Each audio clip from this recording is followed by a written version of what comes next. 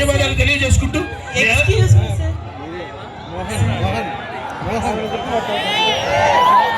Photo దిగు. ఎక్కడుంటారు? ఈసారి వచ్చినప్పుడు కలు. Happy independence day. సో మరి స్త్రీలను గౌరవించడం మన సంప్రదాయం. ఏదేమైనా నాన్నగారు చెప్పినట్లు దేశం తొక్కుతో పీక మీద కాలేసి ఏమనుకున్నాం? ఫోటో ఎక్కడి నుంచి తీయాలరా?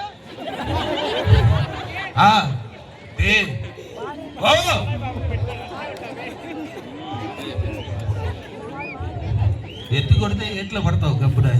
సో ఈ విధంగా అయితే ఇలా బాలయ్య బాబు గారు నేను డిఫరెంట్ మ్యానరిజం, ఒక్కొక్క మ్యానరిజం. ఇప్పుడు అలాగే నాకు బాగా ఇష్టమైన వాయిస్, 3 సార్లు స్టేట్ ఫస్ట్ అవార్డు తీసుకున్న వాయిస్ ప్రకాష్ రాజ్ గారి వాయిస్ అండి. మన దేశం గురించి ప్రకాష్ రాజ్ గారి మాట్లాడే ఒక డైలాగ్ ఉంది.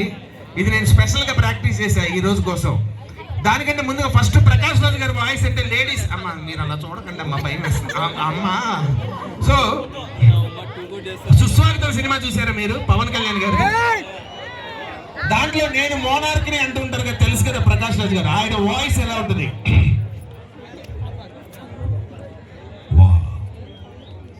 తల్లి కూతులు ఏం నటిస్తున్నారు? ఇదొక టెంపుల్ కపాడియా, నీ కూతురు ఒక ట్వింకిల్ కపాడియా.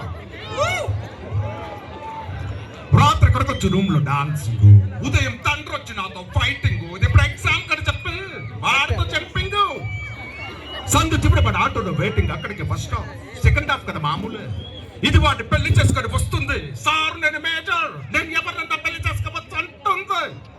అక్కడ టోపీ ఉందా, బుర్రగొక్కు నేను అలాంటి ఎస్ఐ కూడా ఉంటాడు, దీనికి నువ్వు అంటాడు. వెంటనే మౌన పోరాటం, వందే మాతరం శ్రీనివాస్ విప్లవ గీతం, ఆ తర్వాత నమ్మకం మీద ది గ్రేట్ వెర్రిపప్ప అని రాసి శుభంగాడు వేస్తారు. దీని సినిమా పేరేంటో తెలుసా? తల్లి లాలింపు కూతురు తాలింపు. ఇది మామూలు ప్రకాష్ రాజ్ గారు సినిమాలో. కానీ మనసిచ్చి చూడు అని ఒక సినిమా వచ్చింది, మీరు అందరూ ఎంతమంది చూసారో తెలియదు, ఒడ్డే నవీన్ గారిది.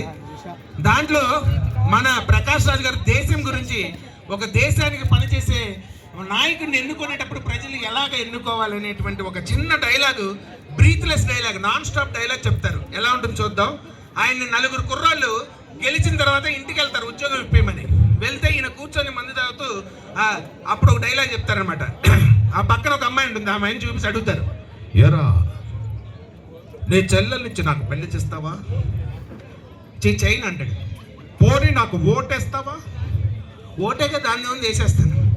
గొత్తితే నీ అవ్వ, నీ దేశాన్ని ఆడటానికి మంత్రిగా మాత్రం పనికిరాను, మరి నీ చెల్లెలు నేనే మొగుడిగా మాత్రం పనికొస్తావా? ఎందుకంటే అది మనకు పుట్టిన